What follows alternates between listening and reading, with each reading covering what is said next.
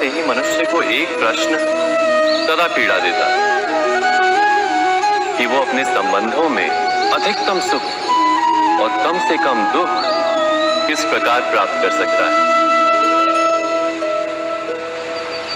क्या आपके सारे संबंधों ने आपको संपूर्ण संतोष दिया है? विचार कीजिए। हमारा जीवन संबंधों पर आधारित है, हमारी सुरक्षा संबंधों पर आधारित है। इसी कारण हमारे जीवन के सारे सुखों का आधार भी संबंध है। किंतु फिर भी हमें संबंधों में ही अधिकतर दुख क्यों प्राप्त होते हैं? सदा ही संघर्ष भी संबंधों से ही उत्पन्न क्यों हो जाते हैं? कभी विचार किया है? जब कोई व्यक्ति किसी अन्य व्यक्ति के विचार अथवा कार्य को स्वीकार नहीं करता, उसमें परिवर्तन करने का प्रयत्न करता है, तो संघर्ष जन्म लेता है। अर्थात जितना अधिक अस्वीकार उतना ही अधिक संघर्ष, और जितना अधिक स्वीकार उतना ही अधिक सुख। क्या ये वास्तविकता नहीं?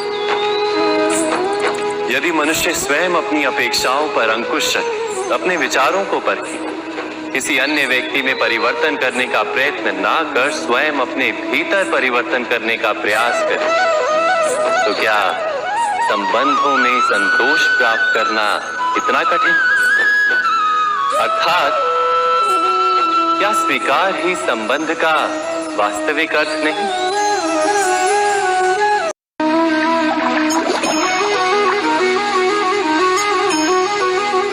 इस संसार में आने वाला प्रत्येक बालक संपूर्णतः संस्कार रहित होता है। उसके अंतर पर ना किसी अच्छे संस्कार के चिन्ह अंकित होते हैं, ना ही बुरे संस्कार के। अर्थात जन्म से बालक में ना कोई गुण होता है और ना ही कोई दोष। तो ये दोष अथवा गुण किस प्रकार प्राप्त होते हैं? क्या हमने कभी विचार किया है? जो बात माता पिता के मुख से निरंतर सुनी जाती है, वही बात उनकी संतानों के हृदय का संस्कार बनती है। जैसे किसी गांव में नदी तट तक एक पगडंडी बन जाती है केवल उस मार्ग पर बार बार चलने के कारण। अर्थात माता पिता के हृदय की इच्छाएं उनकी संतानों के हृदय का दोष अथवा गुण बनकर जन्म लेती हैं। क्या ये सत्य नहीं? पर फिर भी जब उनकी संतानों में कोई दोष दिखाई देता है, तो माता पिता आश्चर्य और दुख से भर जाते। माता पिता का हृदय ये प्रश्न करता है कि उनकी संतानों में ये कुसंस्कार आए कहां से? सत्य तो यही है कि माता पिता अपनी संतानों को अनजाने में ही कुसंस्कार के बीज दे देते हैं, जो उनके संतानों की हृदय भूमि पर कुसंस्कार का वृक्ष बनकर उठता है। अर्थात अपनी संतानों को सुसंस्कारी और धर्ममय बनाने की आशा रखने वाले प्रत्येक माता पिता को प्रथम अपने हृदय की इच्छाओं पर अंकुश रखना क्या अनिवार्य नहीं?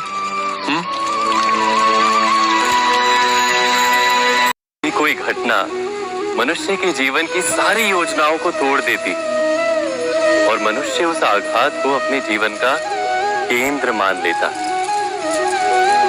पर क्या भविष्य मनुष्य की योजनाओं के आधार पर निर्मित होते हैं?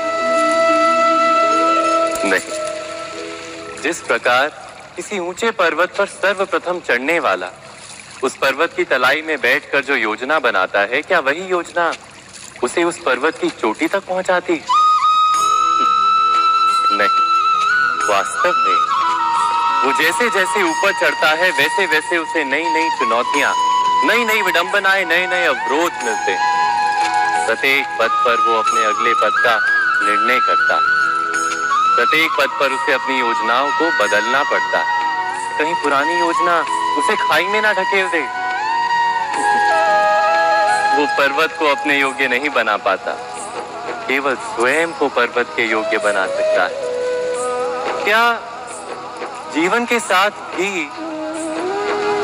ऐसा ही नहीं? जब मनुष्य जीवन में किसी एक चुनौती को, एक अवरोध को अपने जीवन का केंद्र मान लेता है, अपने जीवन की गति को ही रोक देता है, तो वो अपने जीवन में सफल नहीं बन पाता और ना ही सुख और शांति प्राप्त कर पाता। अर्थात जीवन को अपने योग्य बनाने के बदले स्वयं अपने को जीवन के योग्य बनाना ही सफलता और सुख का एकमात्र मार्ग नहीं। स्वयं विचार कीजिए।